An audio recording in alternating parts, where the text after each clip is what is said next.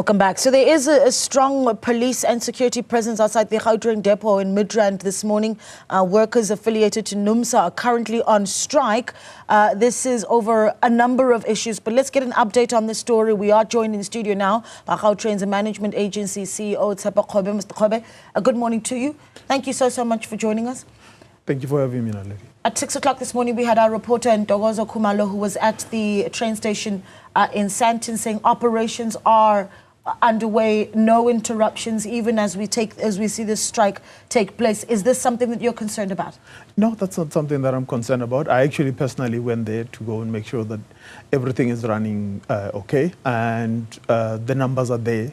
I was worried that they might be a bit lower, but the numbers are there and they're flowing easily, and I'm happy with it. Okay. Yeah. Where are we right now in how the Gautrain management agency is in conversation with NUMSA? So, remember, the NUMSA is actually working with BOC, which is the Bombela Operating Company. We are the asset owner, and as the asset owner, our biggest concern remains one thing and one thing only: keeping the commuter moving. And to us, that remains the prime objective more than anything else. And what we have now is that we've said over and over again, returning to the table to negotiate becomes prime and becomes the most important thing for us to do.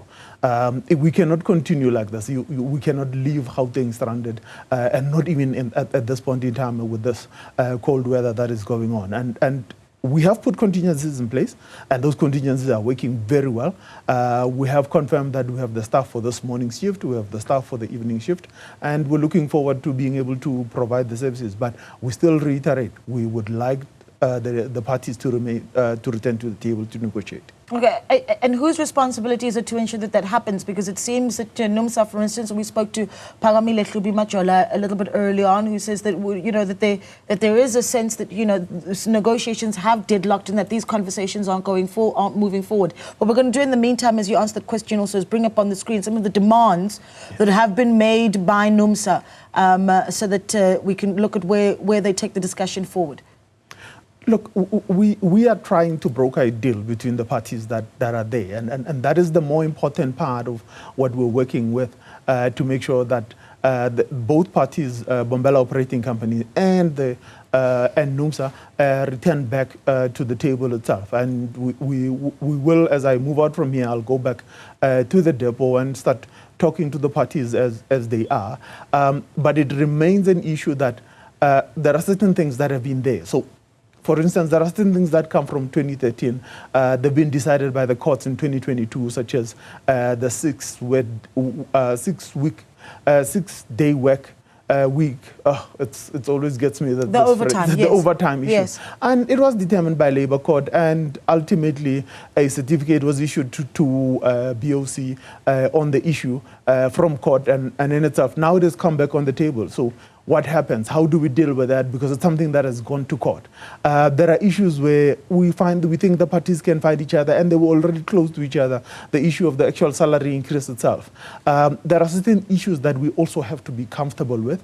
They are unaffordable, and we have to look at how do we work through them. There are things that are actually not true in those demands that are look, if you don't open up your books to be able to decide to discuss with the people that you work with, who's getting what bonus and how, those are the things that they only have to do and be able to show that everybody has an incentive, an individual performance contract, and they all are paid on an incentive basis. There is nobody who's guaranteed a bonus.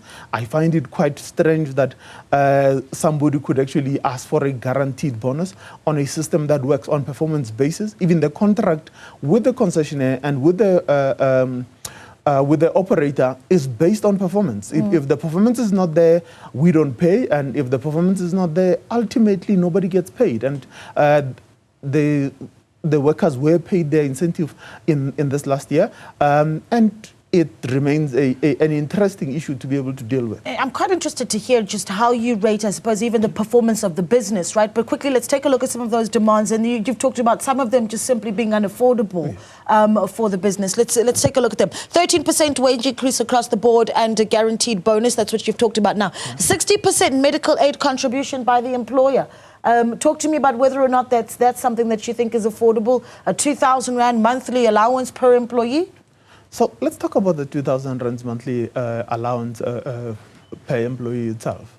In the estimate that I was given by the operating companies, that amounts to close to 70% increase on the current allowance itself. So if one has to work through that, it will have to be worked through, stage-wise more than anything else.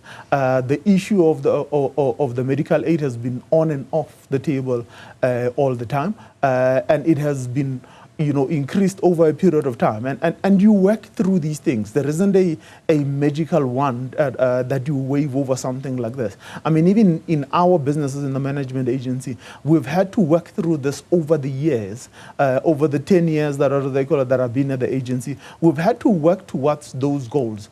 And it's about agreeing a timeline more than anything else, rather than simply saying, well, I want it now and I want it all now.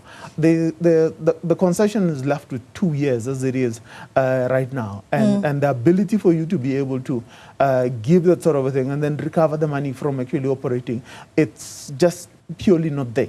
Yeah, I wonder, when we look at and we touched on this earlier, the performance of Gautrain in and of itself, its profitability, if you will. I mean, I wonder if in 2024 we still can say that a business is recovering from COVID-19. And no issues there, in the sense that in 2021 you did see more than, a 76% dip in your numbers and commuters. But what do those numbers look like now? So we're sitting at about 60, close to 60% of the pre-COVID numbers. Now, you have to understand the issues of of commuting post-COVID. And it's a global stat that can be shared with you. All transit systems all around the world have struggled to be able to return back to their pre-COVID numbers.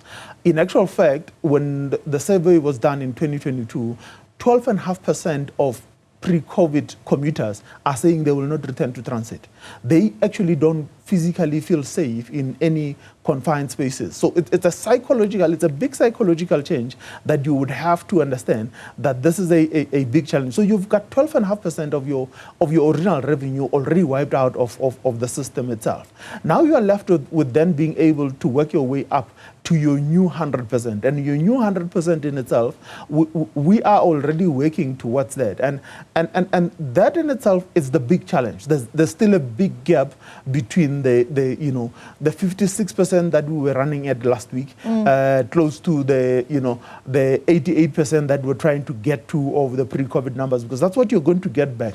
And then you now have to then market and create new or bring on new commuters onto systems like ours. It's not a question of us not being able to do what needs to be done. It's just the work from home phenomenon has changed a lot of things. And systems like ours are seeing it and are feeling it for real.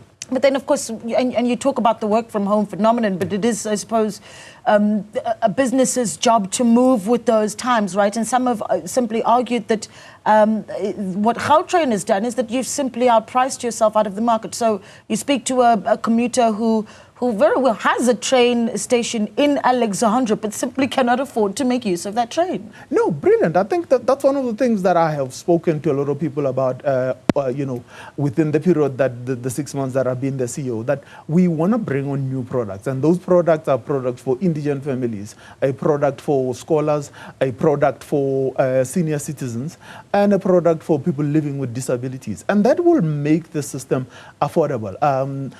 Whether we've outpriced ourselves, that is relative to a great degree, because you also have to understand, when you look at a city's or a province's transport mix, the transport mix cannot always be sitting in such a way that it has to cover the entire spectrum of people.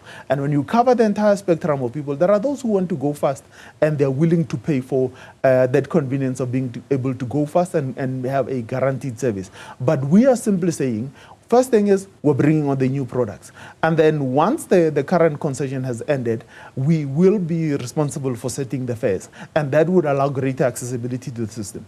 Yeah, I mean, that's going to be a really tough one, because you need to get the numbers back for you to be profitable. And then at the same time, you need to consider the fact that you need to serve a specific market. But let's talk a little bit about what you're going to be saying to NUMSA now that we see these protests continuing, the picket looking very, and I want to use the word vibrant, outside Midrand there, what is the next thing that you do to have that conversation with NUMSA? No, first and foremost, violence cannot be condoned. And I think that's the clear issue. We will ensure that we will protect our workers and we protect those who want to work and we protect our assets itself. I mean, that's a non-negotiable to start with. But we have to do so with us talking to each other about how do we return back to being able to negotiate jointly between the operating company and NUMSA itself. And in essence, the issues then become, well, how do we find each other? Because it's a negotiation, Naledi. There isn't a magic wand that you wave over such things.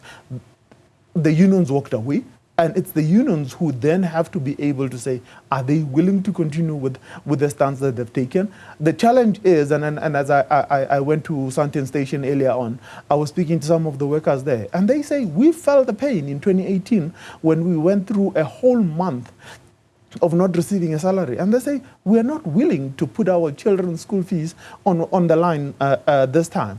But we have to find each other, Naledi. It's a big issue. And for us, I remain with the one note, our committers come first. All right, and I want to leave it there because as we run those images of the picket that's taking place this morning in Midrand, you'd imagine that for some that are watching, they would be concerned around their safety as they travel to work. These are live images that you're seeing outside the Midrand depot there, and a message. Yeah, so some of the visuals that we've seen there, this is a little bit earlier when employees and members of NUMSA were then getting tires and putting them on the street in Midrand, wanting to set alight. We see riot police having arrived this morning as well to try and calm the situation down, but it is still looking very, very busy outside of the Midrand depot there as NUMSA employees continue to picket.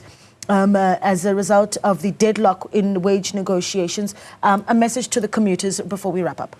So the picketing rules are exact. You can only picket at your place of work. Their place of work is at the depot.